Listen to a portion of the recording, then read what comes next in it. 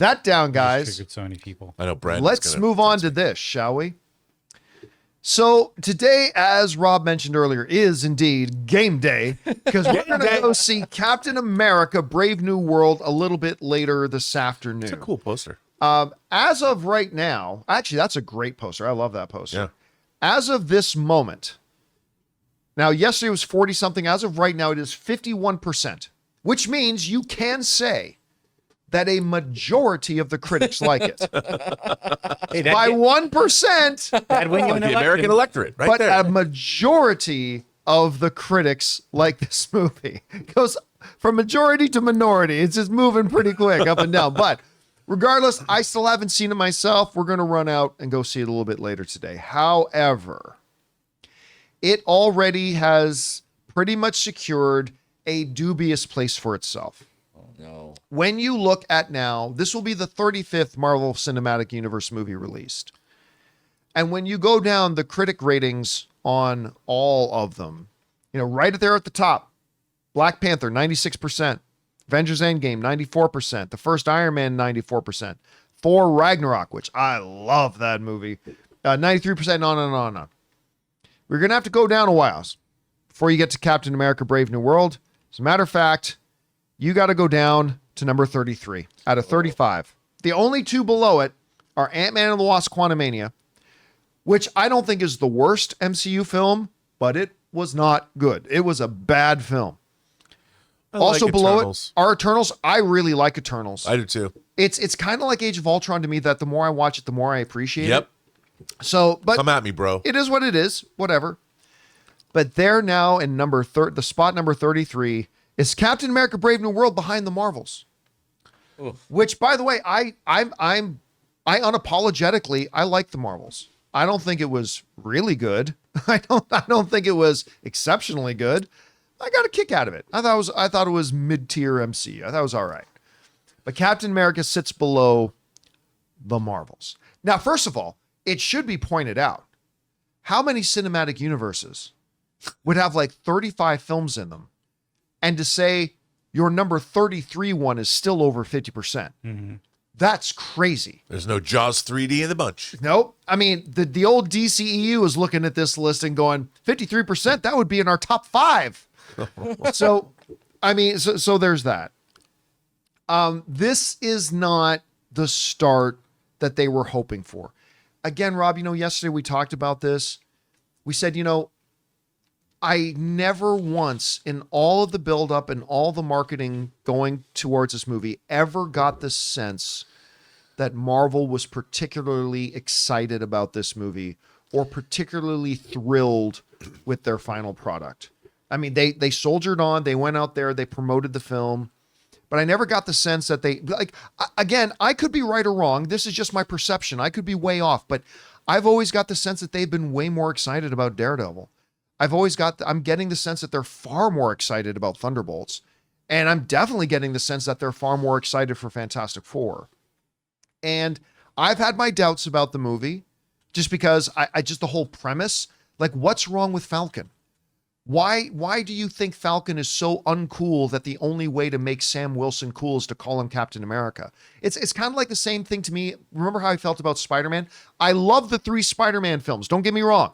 Homecoming, No Way Home, Far From Home. I love all those movies, but I always kind of felt it was a little bit of a disrespect on Spider-Man that you felt that the only way to make Spider-Man cool is to make him Iron Man Jr.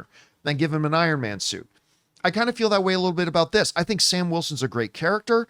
I think Anthony Mackie is a tremendous actor, but why is Falcon only cool if you call him Fat Cap? Anyway, that all aside, I've had my doubts, my trepidations. I got more encouraged when I heard that they were doing those reshoots.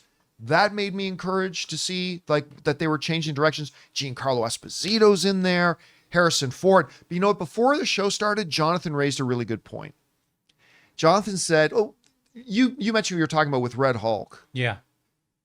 No, I said they put so much effort into pushing Red Hulk when we all knew it was going to be a third act thing. Yeah, like why are you leaning so much into Red Hulk? And they're making this thing seem like Thanos, and it's like I just wanted it to be a political thriller. I would have been fine with Red Hulk not even being in it.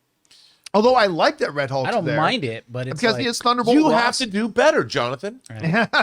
Right. So Did I expect it to be third worst? 33 out of 35. This is not where they want to go, especially coming out of the triumph that was Deadpool and Wolverine, right? You know they wanted to follow up stronger than with this. But anyway, Rob, you see where Captain America Brave New World, you're seeing it later tonight.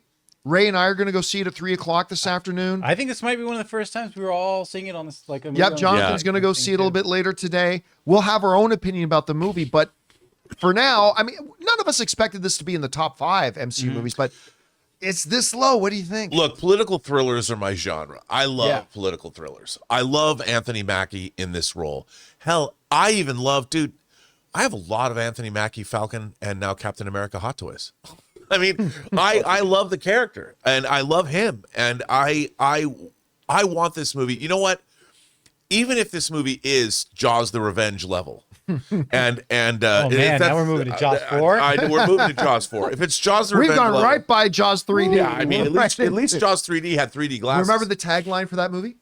Of Jaws, this time it's personal. This time it's personal. Because how does a shark make personal? It's just Jaws had a sidearm in that one. I do like what Michael Caine said about that movie. It bought his house. Yeah. Or at least he bought his. What did he bought his mom's house. He bought his mom's house. It enabled me to buy my mother a house. Yeah, it's like, that's what I think about Jaws 4. But and with the reshoots, Anthony Mackie got paid. But look, I want this movie to be good. I'm walking into the theater hoping I know that I will enjoy myself. I might feel disappointed. I'm not saying I won't. But there's enough in this movie. I've seen enough clips of this movie, like when he's talking to Harrison Ford, the president, and just that exchange. I could just sit there and watch the president and Captain America talk to each other. You're no Steve Rogers. Just that alone is going to entertain me. And I want this movie to be good. And I'm going to walk in thinking it's going to be good. Yeah, listen, again, because of where I've been on the film, my expectations, look, I said this before, give me some good fun action. Yeah. Give me some really good character moments between Sam and Thunderbolt Ross. Make Betty Ross's appearance in it mean something. Give Giancarlo Esposito some cool lines to say. And I don't need it to be Winter Soldier. Not every movie's going to be Winter Soldier. I understand that. Just make it kind of fun. And if I come out going, you know what? If you can give me this as a bridge to get us to Daredevil, Thunderbolts, and Fantastic Four and not derail everything, right, we'll see. I'm going to go out on a limb here. I think this is going to be like Venom. I think audiences are going to like this movie more than the critics do. Again, I'm saying that having not seen the movie, I'm just wildly guessing. Okay. I'm just making a wild guess. I'm just getting the feeling this is going to be one of those movies that the audiences like more than the critics do. Maybe end up with like an 80% audience score, 75% audience score, something like that. Although, stay tuned for my out of the theater review. I might come out and go, guys, this is Craven all over again. I don't know. Sorry, what are you going to say, Jonathan? Well, I was going to say this might be one of those that the audience want to grip onto. Like, the critics and the audience are always so far apart, and they really are not. But they'll find those rare examples where they are and be like, see? We want to take a second to thank a sponsor of today's episode, NordVPN. All right, let's be real. There's nothing worse than wanting to stream your favorite show or watch a live game only to find out it's blocked in your country. But guess what? With NordVPN, that is never a problem. With just one click, you can switch your virtual location and access content from anywhere in the world. I have loved using NordVPN. Whether I'm traveling and using public Wi-Fi or just shopping online, NordVPN keeps my personal info safe and private. By switching my location, I can even save money on flights, hotels, and subscriptions. It's like a cheat code for getting the best deals. NordVPN is the fastest VPN in the world, so there's no buffering when I'm streaming. Plus, their threat protection feature blocks malware, trackers, and phishing attempts, keeping my devices safe 24/7. And with just one account, I can protect up to 10 devices, so my whole setup is covered. So to get the best discount on your NordVPN plan, head to nordvpn.com/John Campea, and our link will even give you 4 extra months for free on the 2-year plan. Plus, there's no risk with Nord's 30-day money-back guarantee. Links in the description. Check it out now. I want to highlight something. A viewer in the live chat, which is, to me is really a stupid way of thinking. Kingsis in the live chat saying, accepting the bare minimum is crazy. not every movie is going to be The Godfather. Yeah. And to say accept, no, it's not accepting. Like, there are so many people who want the MCU to fail that if it's not Civil War, they want you to call garbage, but it's not garbage. We live in this stupid society today. I've been saying this going back to the AMC days, that everything's either has to be a 10 or it's a 0. Right. Like, everybody out there, it's like, oh, I love this movie, it's a 10. Like, back when I still gave scores to movie, which I haven't done for years, but back when I used to give scores for a movie, like, I really enjoyed a movie, and you know what, that's like a 7.5. I like that. Well, why won't you give it a 10? Why did you hate it? Like, everything is 10 or 0. There's going to be a lot of movies that will come out somewhere in the middle. You know why I'll eat at Carl Jr.'s once every 2 months? Because I don't need every double Western meal. bacon. That's right. It's Double awesome. Western bacon. That's Greatest damn right. burger Because I ever. don't need every meal to be a Ruth's Chris filet mignon. Extra barbecue sauce. I mean, I want Ruth's Chris filet mignon. I want that. Me yes. too. I'll take the burger. But yeah, Why'd but you ever every bring that once in a while, if a movie ends up being okay, not bad, listen, I'll take that 10 times out of 10 than coming out of the theater with a Quantum Mania, or coming out of the theater with a Kraven the Hunter, or coming out of the theater with a Wonder Woman 2, or would you rather have, no, then okay, well, I'll take this sometimes, and sometimes give me something better. I don't know. Like, how do you see that? Dude, I think you're exactly right. I mean, look, when I was growing up, I had a friend, we were in high school, his name is Adam Carl, and he and I would go and purposefully try and see the worst movie that came out that weekend. And we would go, and sometimes we would walk into what we thought was going to be the worst movie ever. And it turned out to be great. Now, not Godfather great, but great at scale. And one of those movies that was Night of the Comet.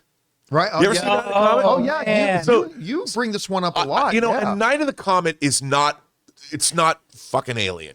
You know, it's not. It's Night of the Comet.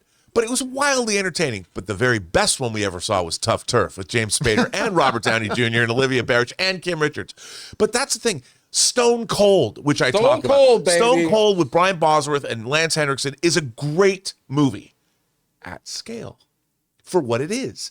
So look, the problem is the highs of the MCU are so high. You know, the Avengers movies are some of the great, not just superhero, but fantasy films, science fiction films. They're some of the most entertaining, fantastical, cinefantastic ever made. Yeah.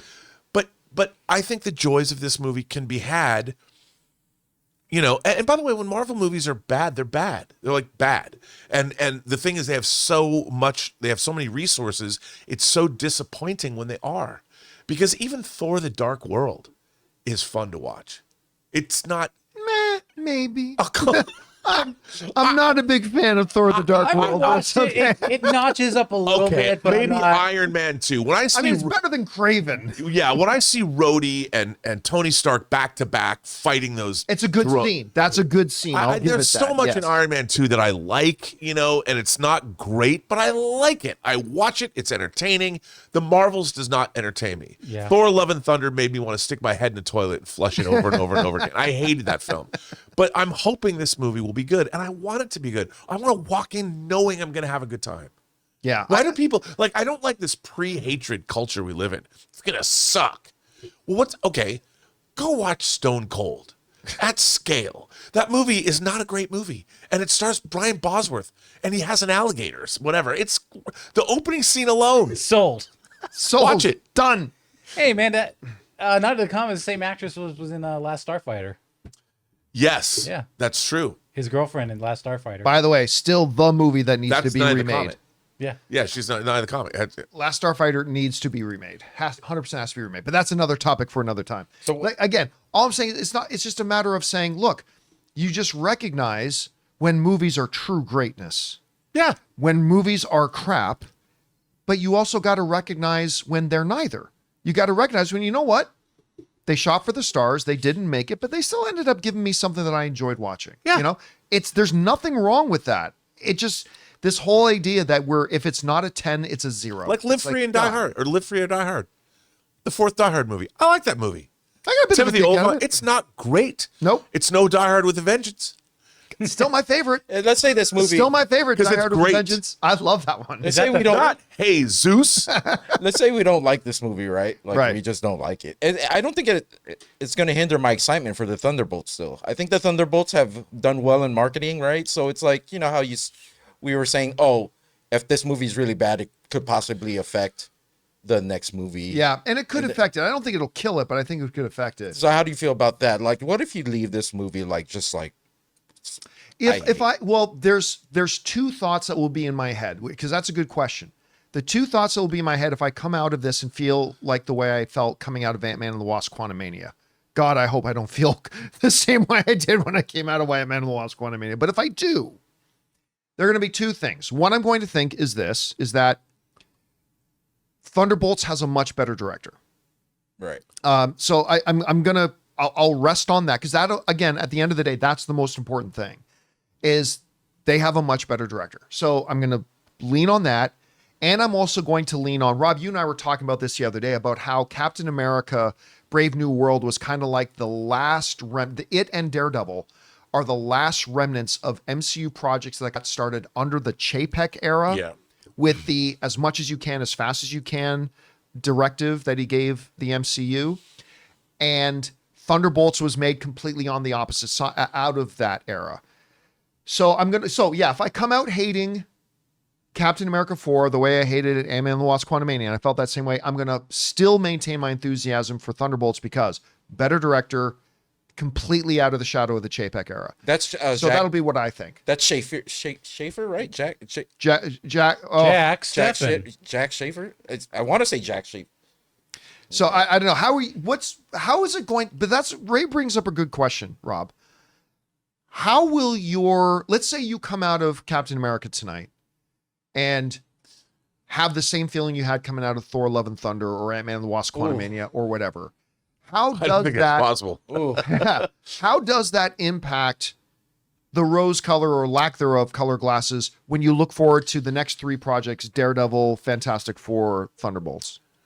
I have to be honest. I mean, I love the MCU.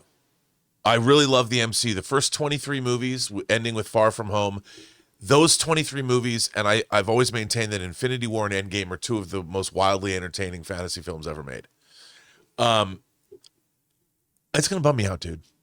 I mean, I'll be honest. I mean, I was told by somebody about the Robert Downey Jr. being Doctor Doom thing way before it was announced, and I can tell you this: they've got a really it's good. At least what was described to me at the time, it was jaw-dropping. I'm like, I will buy into that. I'm like, it's never going to happen. It is happening. So I'm excited. I'm excited for Doomsday. I'm excited for Secret Wars. I really am. However, I think the entire MCU has been diminished.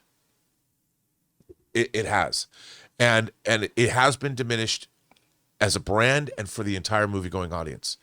And Thunderbolts and Fantastic Four, I think, are crucial. Deadpool and Wolverine was an outlier because it's really the end of the Fox era.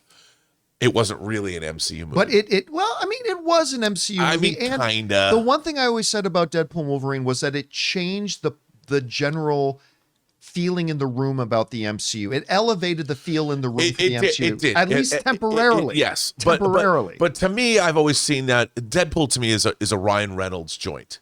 It was he brought it into existence. He made it happen.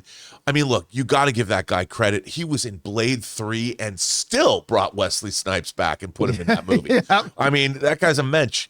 And we're getting a Blade hot toy again, so that's good. Just but no movie. what's that? Just no movie. Yeah, well, just no movie. That's why I think the MCU really needs some wins.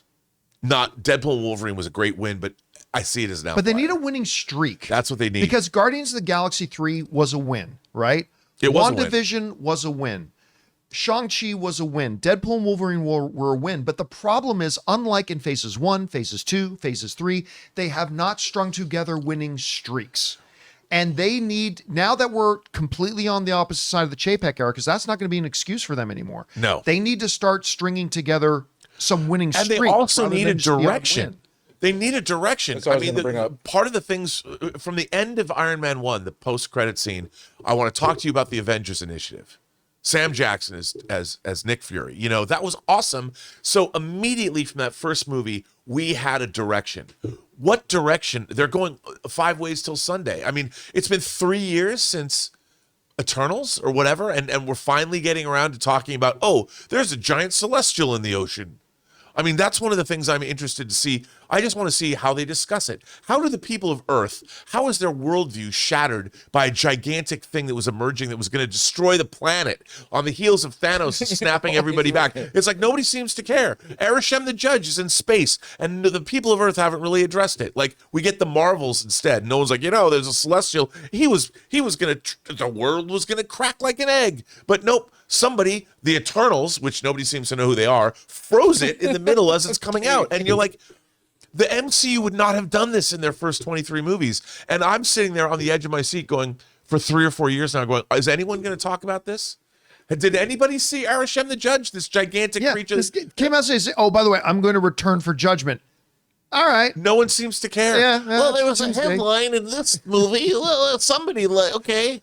I mean, these are, in She-Hulk, if somebody mentioned it. I mean, it's like, come on, man. This was a universe that was so beautifully constructed. Well, they're going to acknowledge it now. Also, We're going way beyond the topic. At hand. Right. I was going to bring up also. Let's say Marvel's plans were to make Sam Wilson the leader. Would the This outcome could of this derail movie it. This could derail it. Derail it? It could. I mean, I haven't seen it yet, but it could. Because Captain America: The First Avenger, it made $370 million. But remember, that was before the comic book movie genre became the dominant box office presence, right? That was one of the movies that laid the foundation and the groundwork for making comic book movies the dominant presence. And it was like the office. least grossing. So would Winter Soldier, Iron Man, Thor, and that. Yeah. Winter Soldier's a total period be piece. more of what we're looking for? Because it made $714 million. Winter Soldier. I don't think it has to be. I don't think its box office needs to be compared. Like, it's got to win the audience over. Okay. Like they want it to be profitable. Clearly, you got to make it profitable, right? So you probably want this thing. This probably needs to make somewhere in the neighborhood of $500 and $550 million to be profitable, which is a crazy amount of money just to break even. So I think they can do that. But the important thing is it's got to win the audience to it. Because if it doesn't, it could derail their plans a little bit. Maybe yes, maybe no. I don't know. We'll see where If they win the crowd. If you win the crowd, you win MCU's Rome. freedom. I will say this, Sean. I am very excited to go and see this movie tonight. I'm way more excited than Marvel's. I'm way more excited than Thor: Love and Thunder. It's unfortunate I'm excited to go. we're not hearing much about the Falcon, the new Falcon, either from the reviews and stuff. Oh, and they've basically just brushed over the new Falcon, which is fine because it's not called Captain America and Falcon. It's called Captain America. They're leaning heavily in the marketing on Hulk, Red Hulk. So that's kind of not made room for anybody else. But we will see how it turns out. Guys, question is for you. You got your tickets to go see Captain America 4? I do. I'm going to go see it in 3 hours and 10 minutes is when I'm going to go see it. And I'm really curious to see how it turns out. Do you have them? I am surprised. I didn't expect it to be in the top 10 critically rated MCU movies, but I didn't expect it to be in the bottom 3. Are you surprised by that? Whatever you guys think, jump down to the comment section below and let us know your thoughts. Hey guys, thanks so much for watching this video. Make sure you like the video, leave a comment, and subscribe to our channel. And don't forget, we have a daily podcast called the John Campea Show podcast, available on Apple Podcasts, Spotify, or your favorite podcasting app of choice. Go and subscribe to it today so it'll be there when you need it.